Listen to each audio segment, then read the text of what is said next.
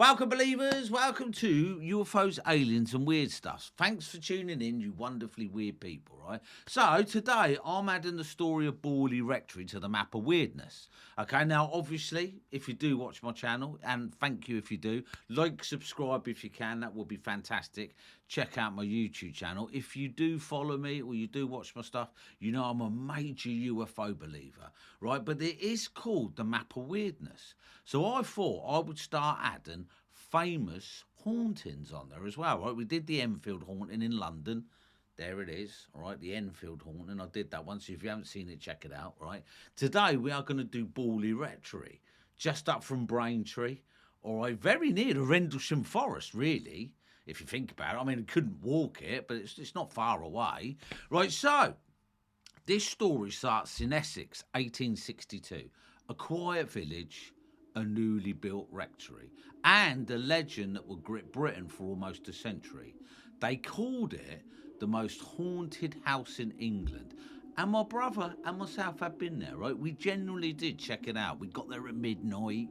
You know, it is quite eerie. Now, for anyone who does supernatural stuff and goes and checks out haunted houses, hats off to you, man. I wouldn't do it, mate. I went there once, never doing it again, right? So good on you, gang, right? But was Borley Rectory truly a gateway to the supernatural, or the stage to one of the most greatest paranormal controversies ever recorded? Right, today we will walk the corridors of Borley Rectory. Now, the beginning. Borley Rectory was built in 1862 by Reverend Henry Dawson. Right, besides Borley Rectory, in the tiny village of Borley near Sudbury. Now, it was a large Victorian building, red bricks, lumen, isolated. But before the bricks were even laid, there was already a story of forbidden love, right? And they are always the most powerfulest of stories. Okay, now if you believe in the soul, the essence, then you know the power of love could cause a haunting, couldn't it, right? Now, local legend tells of a nun from a medieval convent who fell in love with a monk from a nearby monastery. Now, they tried to escape together, and sadly, as the story goes, right, the monk was executed, and the nun was purposely, or supposedly, walled up alive. Now, villagers claimed her spirit walked the ground long before the rectory was even built. And once the Ball family moved in, the sightings began. Now, I can believe that. We know Indian burial grounds, right? That you can get a cursed piece of land. Now, I am a massive UFO fan, obviously I am, but I also do believe in the supernatural. That's why I won't go ghost hunting, right? I just don't want something tagging along with me when I go home. All right, so I do believe grounds can be stained, shall I say, right? So the sightings begin. The nun appears, right? So members of the Ball family reported seeing a dark figure gliding along the garden path at twilight. Always silent, always distant, okay, and often described as a nun in black, the famous nun in black, right? Now, children of the household claim that they saw her near the trees, okay? Visitors described a sudden chill in the air, and I have felt that, right? No screams, no dramatic manifestations, just a presence, and that is enough, isn't it, right? Just a presence watching, waiting. And we've all felt that, right? Was it imagination fed by local folklore, or something tied to the land itself? Okay, and I'm going to say, as I said before, you can get stuff tied to the land, right? Now, after Reverend Ball died in 1892, his son, Reverend Harry Ball, took over the rectory. And that's when things reportedly intensified. Bells ringing with no one pulling them. Okay, footsteps in empty corridors, objects moving, apparently on their own, and worst of all, disembodied voices. Now, servants refused to stay long. I get that, because I wouldn't stay there too, right? Guests complained of being touched in empty rooms. I will be out of there. Now, some claim the house had a heavy, oppressive atmosphere. But it wasn't until 1928 that Borley Rectory became nationally famous. All right, Harry Price enters the story.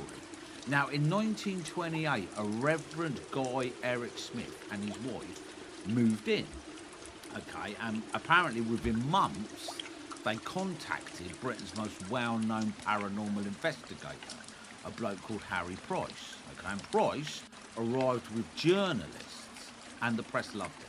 All right.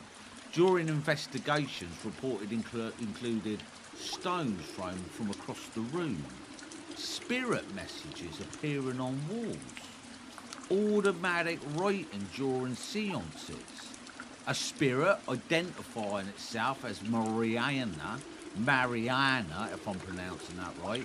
One chilling message allegedly read, "Please help get."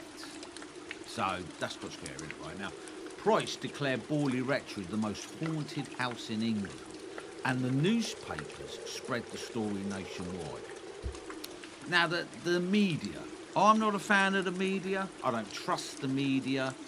And the media tend to, shall we say, exaggerate stuff. All right. But I do believe the story has an essence of truth. Right. Now, I haven't read the papers, and I'm not saying they have done that, but they do tend to do that, don't they, right? Newspapers spread the story nationwide, and curious seekers flooded the village. As I say, I've been there myself, right? Now, Price organised vigils inside the rectory. Observers sat in darkened rooms. You can imagine, right? Candles flickering, planchettes moved, knocks, answered questions. And during one session, a warning allegedly came through. And I'm telling you guys, you're braver than me because I wouldn't be there.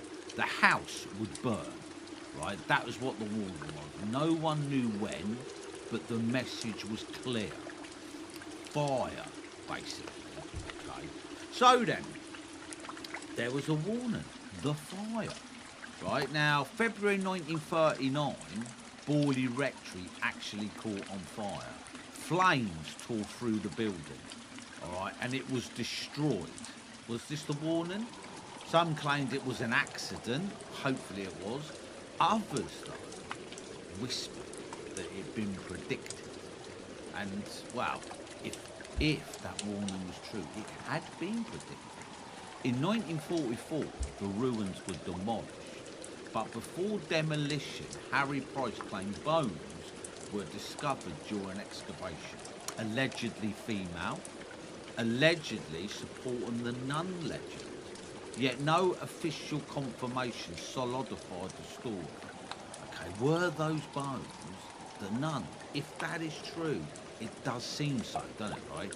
Now, after Price's death in 1948, members of the Society for Psychical Research examined his files, and they accused him of exaggeration, and some suggested he staged phenomena. Others believed witnesses were influenced by suggestion. So, was Borley genuinely haunted, or did expectations create experience? Now, when you tell people a house is haunted, do they begin to see ghosts? Because suggestion is extremely powerful, isn't it? Now, today, Borley Rectory no longer stands. Only open land beside Borley Church remains, and that's where I live, right? But the legend survives, and some locals still claim on certain evenings a dark figure walks along the old churchyard path. Now, suggestion is a powerful thing, right? And there is a theory out there because of the internet.